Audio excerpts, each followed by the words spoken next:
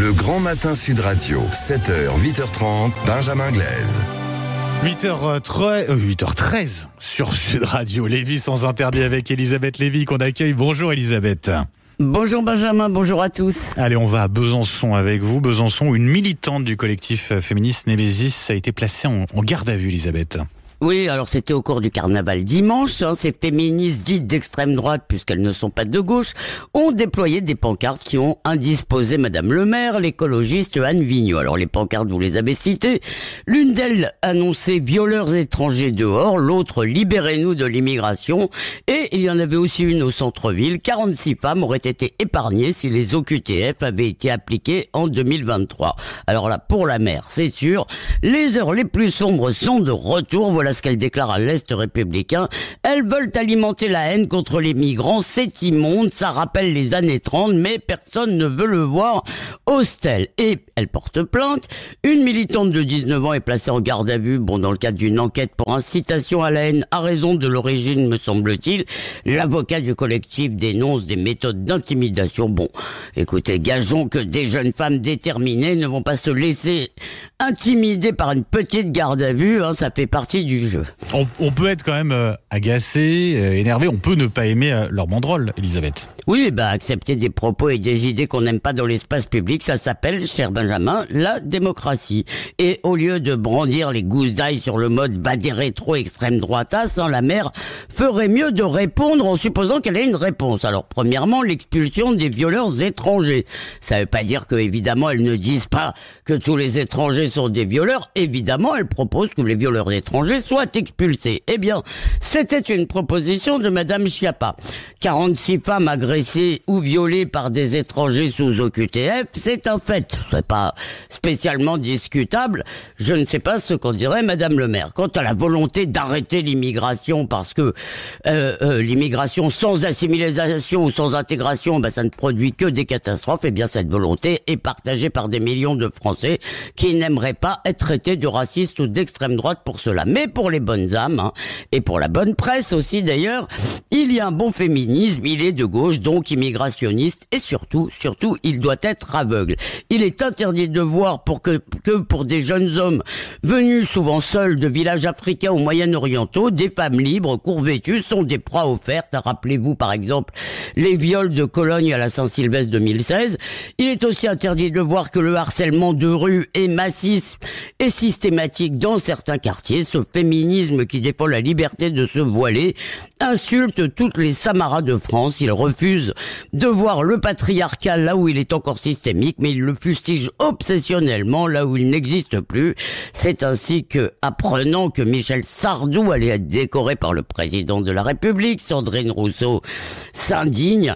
Voilà ce qu'elle tweet. Le patriarcat va tomber, il vacille déjà, mais ils se décoreront tous mutuellement avant, écrit-elle. Eh bien, pour elle, on a compris, le patriarcat, c'est les hommes, tous les hommes, ou précisément les hommes blancs hétérosexuels qui refusent de se laisser docilement déconstruire, ce qui, n'en déplaise à Madame Rousseau, enchante encore pas mal de femmes.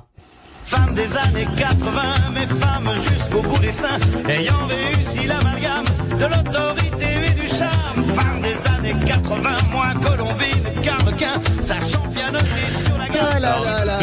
L'amalgame de l'autorité et du charme, c'est tout vous, Françoise. Qu'est-ce que vous faites rire, Elisabeth. Ceux qui sont en train de regarder Sud Radio sur Facebook ou sur... Alors, ils doivent s'éclater parce que, alors, on a l'image. Vous êtes en train de danser, Elisabeth. Oui, mais on n'a pas chanté. On a été sympa après ce qu'a dit notre cher. Du côté de la météo, voilà. Ça s'améliore, donc. Voilà, notre cher Rémi André, pardon. Merci beaucoup, Elisabeth Lévy. Françoise de Gouin est avec nous. Je ne sais pas comment vous arrivez à faire ce miracle, ma chère Elisabeth, de passer des pancartes, si vous voulez, à Michel Sardou. Là, franchement, et avec au milieu, vous savez très bien que nous ne sommes pas d'accord. Je ne suis pas d'accord sur votre vision binaire. D'ailleurs, je suis assez étonné de vous, Elisabeth. Vous êtes une personne très nuancée, contrairement à ce que les caricatures font parfois de vous.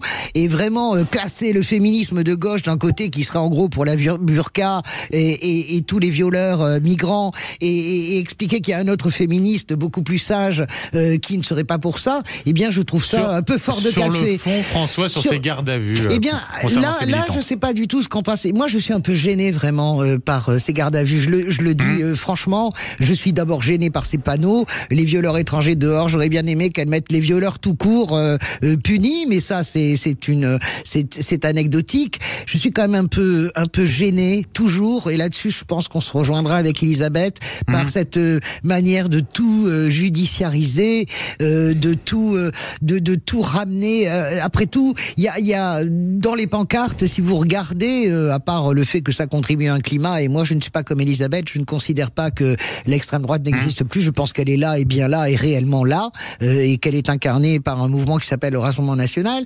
Mais au-delà de ça, je ne suis pas d'accord pour qu'on place des manifestants en garde à vue, sauf pour des choses véritablement réelles, racisme, antisémitisme avéré, slogan poussant à la haine. Je ne vois rien de tel, et je trouve que la réaction de la maire de Besançon, à mon avis, est un peu disproportionnée. Il ne faut pas mener le combat politique comme ça. Et là-dessus, vous êtes d'accord? Je ne sais pas ce qu'en pense là-dessus. Alors, Françoise a dit beaucoup de choses auxquelles j'essaye de répondre. Premièrement, oui, il y a un féminisme de gauche qui est encore universaliste. Il est très minoritaire, et il est dénoncé, si vous voulez, par les égéries féministes de la gauche, Sandrine Rousseau, etc. Je veux dire, elle n'aime pas ce féminisme d'Elisabeth Badinter. Elle le considère qu'il a contribué au patriarcat. Donc oui, il existe, vous avez raison. Dans une chronique, on n'a pas le temps de tout dire, mais je leur rends hommage. Et ce que j'essaye de vous dire, c'est qu'en général, si vous voulez, ce néo-féminisme considère comme d'extrême droite quiconque n'est pas d'accord avec lui. Mais bon, ça c'est la première chose. Je pense qu'on peut être d'accord. La deuxième chose, quand on dit violeur étranger dehors, excusez-moi, ça veut pas dire qu'on ne veut pas punir les autres violeurs. Ça veut dire que quand vous êtes une femme, que vous êtes agressé par quelqu'un qui n'aurait pas dû être sur le territoire français, vous pouvez comprendre, si vous voulez, que vous y avez, que vous payez aussi une défaillance de l'État. Si vous voulez, il y a, et Françoise, vous connaissez suffisamment la vie et surtout le monde pour savoir, là encore, je voudrais être très clair, si vous voulez, c'est un choc de culture. Vous avez des gens qui viennent de cultures très autoritaires, très patriarcales pour le coup. On considère que les femmes sont un peu une propriété des hommes, et surtout que c'est des femmes que dépend l'honneur des hommes. Ah oui, c'est le crime d'honneur, je suis d'accord avec vous, Chamseddine, voilà. C'est ça.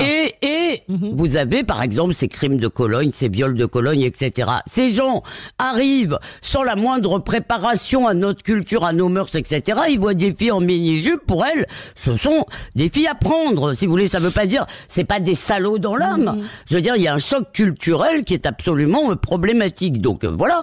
Et pour comment on passe de l'un à l'autre, c'est pas moi qui passe de l'un à l'autre, si vous voulez, c'est les mêmes. C'est-à-dire que Sandrine Rousseau appartient au même parti que Madame Bignot, et apprenant que Michel Sardou va être décoré, vous voyez son tweet, Michel Sardou, c'est un gros macho qui a écrit des choses assez qui belle ou pas belle, c'est pas mon souci, voilà.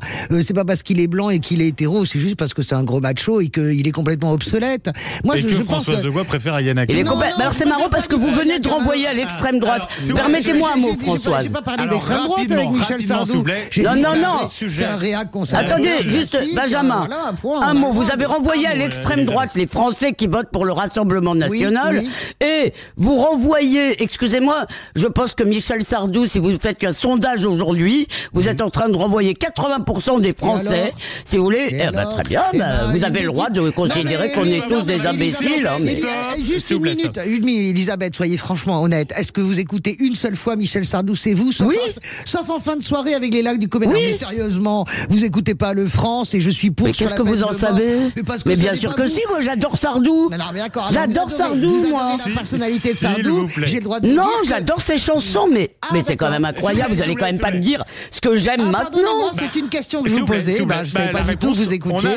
On a d'autres sujets aussi que j'aimerais évoquer dans un instant. On revient avec vous, Elisabeth Lévy, Françoise de Gois. On va parler de l'encadrement du droit de grève, et si on a le temps, l'inaction climatique médiatique avec une première. Oui, la Suisse condamnée par la Cour européenne des droits de l'homme. Une première pour un État. Et puis 8h30, 9h, c'est Jean-Jacques Bourdin que vous retrouverez. Son invité politique, Marine Tondelier, secrétaire nationale des écologistes. Oh.